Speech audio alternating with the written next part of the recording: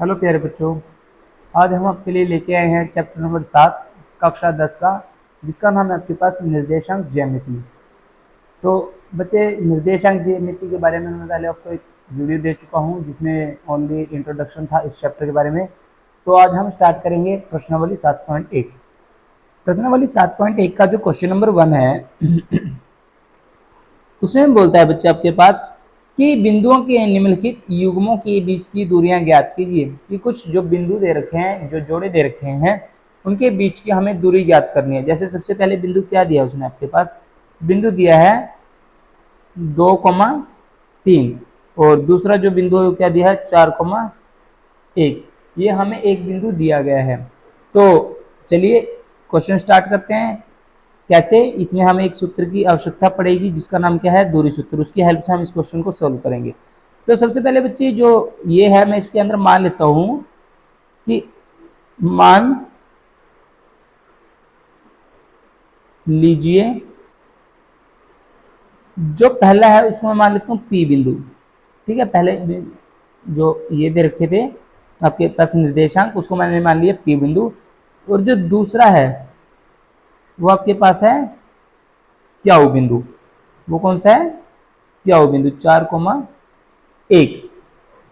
ये कैसे हैं? ये हमारे पास दिए गए बिंदु हैं।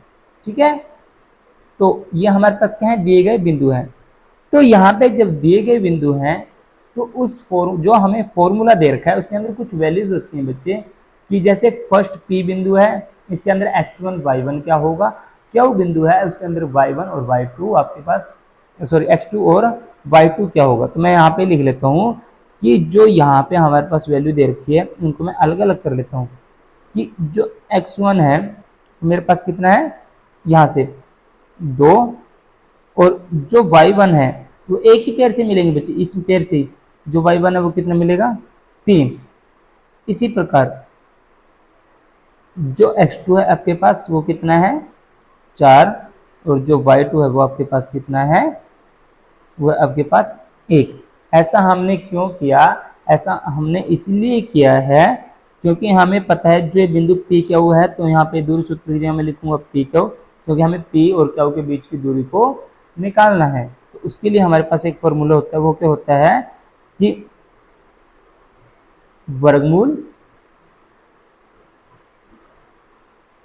x2 माइनस x1 का पूरे का वर्ग प्लस y2 माइनस y1 पूरे का वर्ग। ये छोटी सी बात थी, इसलिए हमने सभी चीज़ों को निकाल के रखा था पहले ही।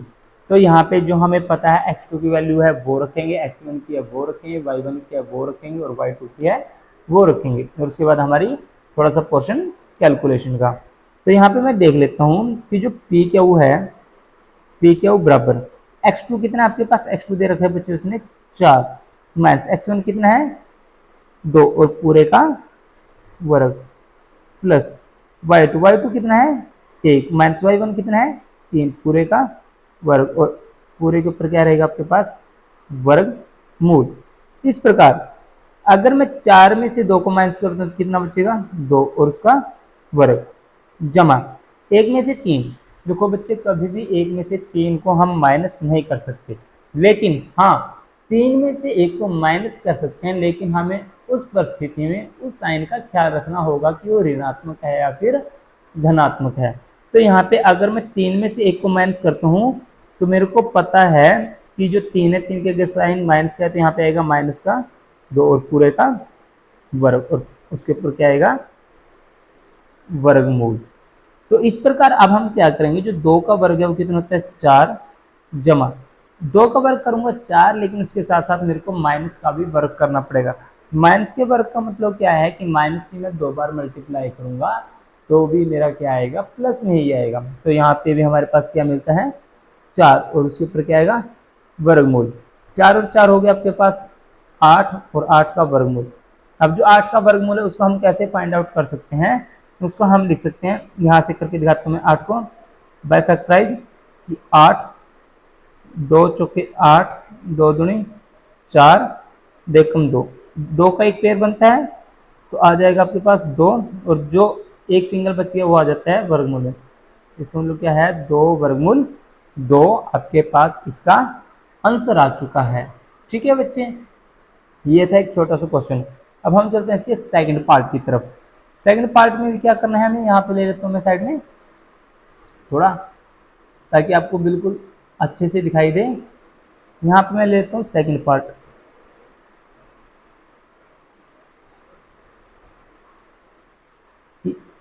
जो बिंदु दिए उसने, बिंदु कौन से दिए हमारे पास, उसने दिया है -5, 7, साथ में क्या है -1 और -3। ठीक है, अब दोबारा फिर वही जो प्रोसेस हमारा था कि मान लीजिए, क्योंकि मानना पड़ेगा बच्चों, सिंपल बिंदु दे रखे हैं आपके पास, निर्देशांक दे रखे हैं, लेकिन ये नहीं पता किस बिंदु के हैं वो। मान लीजिए कि हमारे पास जो पहले निर्देशांक है वो क्या है, बिंदु P के हैं, -5, 7, और जो दूसरे निर्देशांक है वो है क्यू बिंदु पे, और क्यू -1, 3 दिए गए बिंदु है, क्योंकि उसने पहले ही ऑलरेडी हमें दिए हैं बच्चे, ये दोनों के दोनों बिंदु हमें दिए हुए हैं। तो जब दिए हैं तो जैसे हमने पिछले क्वेश्चन में किया था, सेम कॉपी पेस्ट हम वैसा ही करेंगे। यहाँ पे मैं लिख लेता हूँ x1 की वैल्यू, y1 की वैल्यू, x2 की वैल्यू और y2 की वैल्यू। तो यहाँ पे जो मेरे पास x1 की वैल्यू आएगी वो कितनी आएगी, वो आती है -5। जो y1 की वैल्यू आएगी वो आएगी 7, और ऐसे ही जो x2 की वैल्यू है वो कितनी आएगी, -1, और जो y2 की वैल्यू है वो कितनी आएगी आपके पास, 3। y2 कितना आएगा, 3 आएगा आपके पास। ठीक है जी, तो यहां से अब मैं दोबारा दूरी सूत्र का प्रयोग करूंगा। यहां पे लिख भी देता हूं मैं कि दूरी सूत्र का प्रयोग करने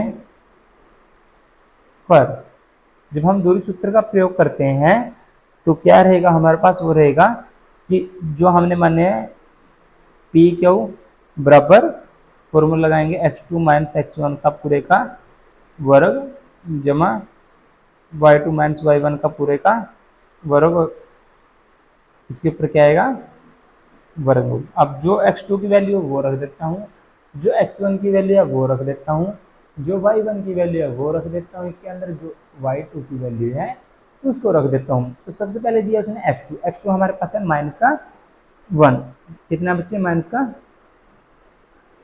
बीच में क्या है माइनस।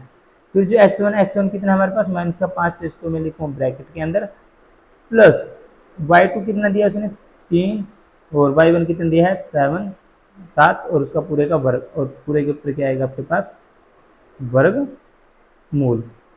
तो यहाँ से क्या करते हैं, देखिए माइनस है, माइनस का 1, माइनस माइनस हो गया, प्लस का 5 पूरे का वर्ग, प्लस अब बच्चे मैंने आपको सिखाया था कि 3 है, 3 में से अगर मैं 7 को माइनस करता हूँ तो कभी भी ऐसा संभव नहीं है, लेकिन 7 में से 3 जा सकते हैं। उस परिस्थिति में हमें उसका जो निशान है, चिन्ह है, वो ख्याल रखना पड़ेगा क्या रहेगा।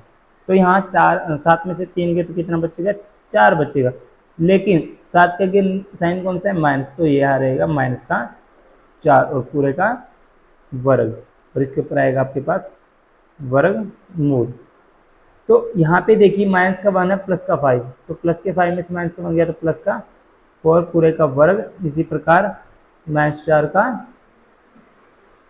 वर्ग आपके पास। ठीक है, तो यहाँ पे क्या होगा, जो 4 का वर्ग और पूरे के ऊपर क्या आएगा, वर्गमूल। 4 का वर्ग होता है 16, जमा यहाँ पे -4 का करूँगा तो माइनस का 2 बार होगी मल्टीप्लाई, तो माइनस माइनस हो जाएगा प्लस, और 4 तो कितना आएगा 16, और पूरे के ऊपर क्या आएगा, वर्गमूल। तो इस प्रकार 16 16 हो गया आपके पास 32, और 32 का वर्गमूल। तो यहाँ पे जो हमारा आंसर है 32, लेकिन हम दोबारा 32 की वैल्यू को निकाल सकते हैं। जैसे मैंने इसको पिछले क्वेश्चन के अंदर सिखाया था आपको कैसे बाय फैक्टराइजेशन मेथड, ठीक है, ऐसे करके हम निकाल सकते हैं। तो हमारा जो आंसर रहेगा यहाँ पे वो आंसर क्या रहेगा, वर्गमूल 32 की जगह मैं लिख सकता हूँ ऐसे ही लिख सकता हूँ बच्चे में इसको कि 16 × 2। हमें पता है जो 16 है, 16 कितना होता है 4, और जो बच गया वो आएगा वर्गमूल में। तो इसका आंसर कितना आ गया है 4/2 आ गया है। अब हम चलते हैं थर्ड पार्ट की तरफ। थर्ड पार्ट में क्या बोलता है वो आपके पास, थर्ड पार्ट में बोलता है वही 2 निर्देशांक दे रखे हैं उसने आपके पास, उन निर्देशांक की हेल्प से ही हम क्वेश्चन को स्टार्ट करेंगे। वो कौन से हैं आपके पास, वो दे रखा है पहले उसने a, b, दूसरा है -a, माइनस का b। तो वही जो बात हमने शुरू में ली थी वही मान इसको वही करेंगे। तो यहाँ पे मैं क्या लिखता हूँ, मान लीजिए क्योंकि निर्देशांक दे रखे हैं, अब हम बिंदु अपनी तरफ से लगाएंगे कि हम इसको कौन सा बिंदु मानेंगे। मान लीजिए P क्या है, a, b है, जो बिंदु P है वो कौन सा है, निर्देशांक AB के साथ है, और जो Q है आपके पास वो कौन सा है, माइनस का a, माइनस का b। बस ये छोटी सी बात है, ठीक है।